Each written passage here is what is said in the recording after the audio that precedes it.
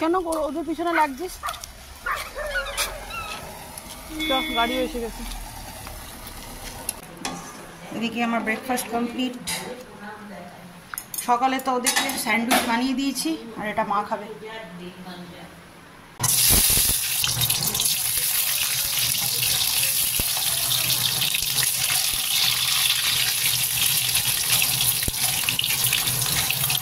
ক্লিপটা লাগবে, এটা নিয়ে নিই।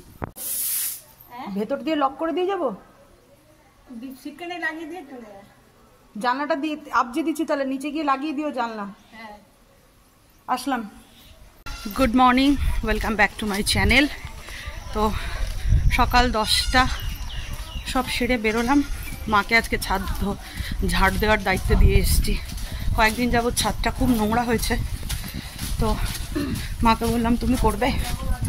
মা বলল যে হ্যাঁ করে দেবো।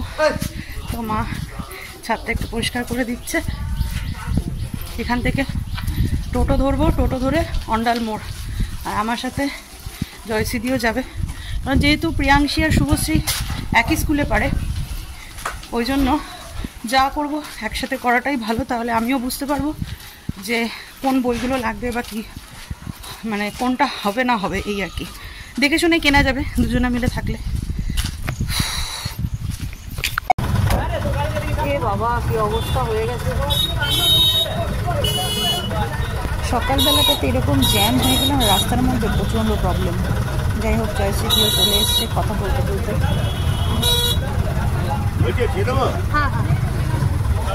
অন্ডাল মোড় পৌঁছে গেছি, আর বাসের আসতে এখনও 15 মিনিট টাইম আছে, তাই জন্য একটুখানি চা খেয়ে নিলাম দুজনে। আচ্ছা, বেনাচিতিতে নেমেই বইয়ের দোকানে চলে এসেছি বই কিনতে। অলিম্পিয়াডটা পুরোটাই নতুন একটা বিষয় আমার কাছে, মানে একটা বিষয় নয়, অনেকগুলো সাবজেক্টই আছে অলিম্পিয়াডের।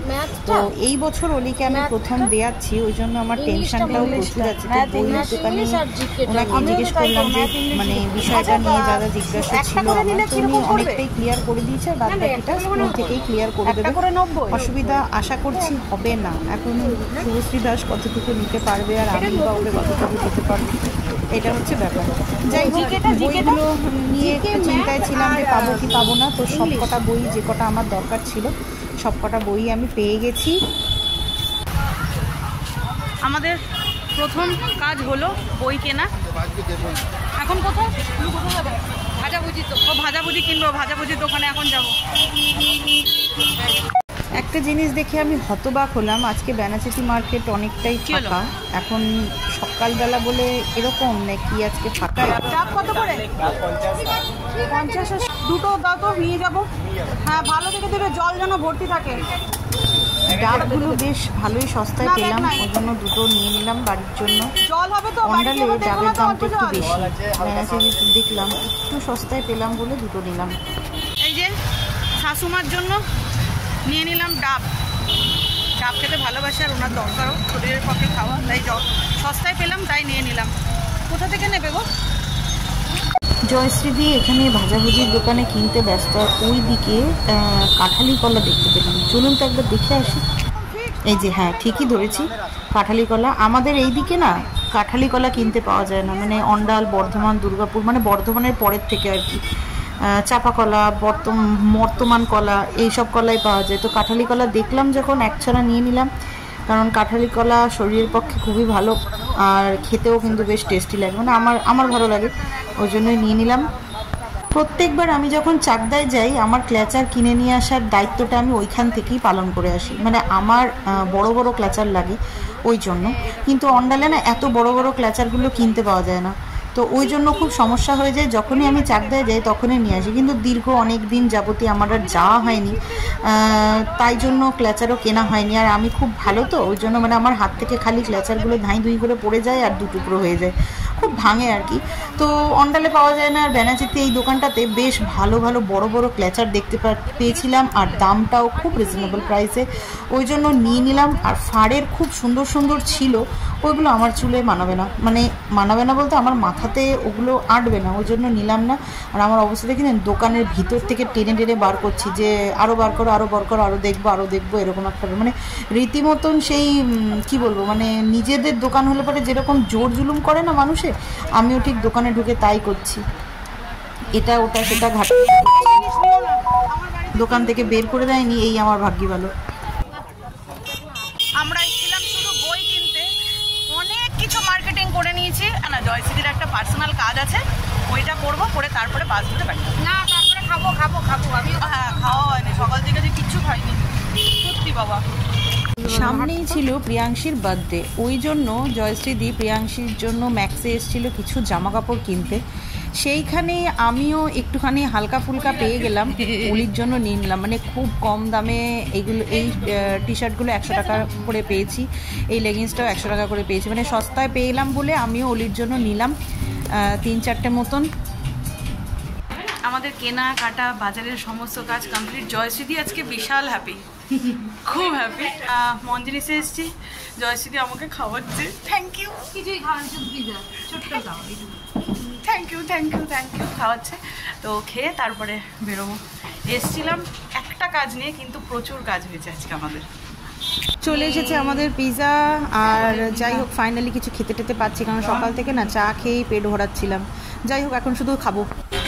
পুরো আনপ্ল্যানভাবে ম্যাক্স থেকে অলিরানির আর প্রিয়াংশীর দুজনেরই কিছু এত কমে পেয়েছি, নিলাম। এরপর বাস ধরে বাড়ি যাব। শুধু বই কিনতে এসেছিলাম। এই যে আমার টোপলা, তোমারটা কই? শুধু বই কিনতে আসার ফল। বাড়ি এলাম 3:25, এসেই ফ্রেশ হয়ে মিস্টার দাসকে দিলাম খেতে। খেয়ে তারপরে যে জামা কাপড়গুলো পরে গেছিলাম না, ওইগুলো দানার দান ধুয়ে দিলাম। মানে সঙ্গে সঙ্গে ধুয়ে দিলে না কাজটা হয়ে যায়, আর জড়ো করে রাখলে পারি আমার যা অভ্যাস, ওগুলো জড়োই থাকে। মানে 2 দিন লাগবে ওগুলো কাচতে, এরকম একটা ব্যাপার। তো তাই জন্য কাজ এগিয়ে দিলাম। আমি আর এখন আর খাবো না, কারণ আমার আর পেটে জায়গা নেই। পিজা খেয়েই হয়ে গেছে অবস্থা খারাপ। যাই হোক, বাইরে টুকটাপ একটু বৃষ্টি পড়ছে, এখন একটুখানি চা বানাবো, চা বানিয়ে একটুখানি খাবো। খেয়ে তারপরে নিজেরই কিছু ঘরের কাজ আছে, ওই কাজগুলোকে কমপ্লিট করে নেবো ভাবছি। কিছু জামা কাপড় আছে যেগুলোকে ইস্ত্রি করে আলমারিতে ঢুকাতে হবে। আর রবিবার দিনকে, রবিবার বলছি, সোমবার দিনকে ওলির স্কুলে একটা অ্যাক্টিভিটি আছে, দেখি ওটা কমপ্লিট করতে পারি কিনা। এই যে মহিয়সী নারী এখানে টেবিল পড়ছেন। এই শোন তো, তুই স্কুলে কি গানটা গেয়েছিস? ওদের আজকে সোলো সং ছিল, আমি ওকে প্র্যাকটিসই করাইনি, মানে আমার মাথা থেকেই বেরিয়ে গেছে। স্কুল থেকে কোনো নোটিশও ছিল না, আর অ্যালমানাক দেখতেও আমি ভুলে গেছি। কি গানটা গেয়েছিস যে শোনা?